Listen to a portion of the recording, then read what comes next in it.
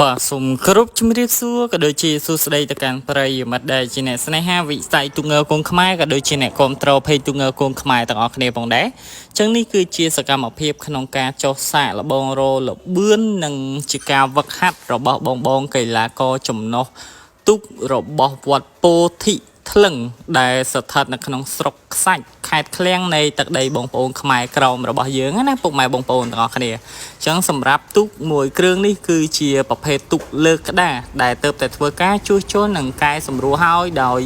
ក្រុមមេជាងនៅក្នុងស្រុកដែរទេពុកម៉ែបងប្អូនហើយក៏បានធ្វើការឡើងគំនូឲ្យរួចរាល់ 100% ដែរហើយសម្រាប់អ្វីដែល admin ចាប់អារម្មណ៍ខ្លាំងជាងគេនោះគឺទៅលើសោភ័ណភាពនិងគំនូរបស់ទូកណាគឺស្រដៀងទៅនឹងនរិនរាំងសីពិជ័យចិត្តបុត្ររបស់យើងដែរណាពុកម៉ែបងប្អូនទាំងអស់គ្នាអញ្ចឹងនេះគឺជាសកម្មភាពក្នុងការវឹកហាត់របស់បងកីឡាករចំណុះទូកវត្តពោធិថ្លឹងហើ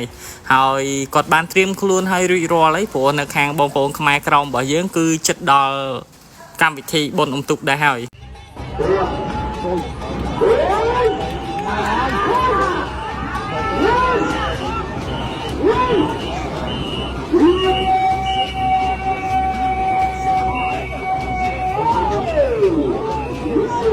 tôi mrai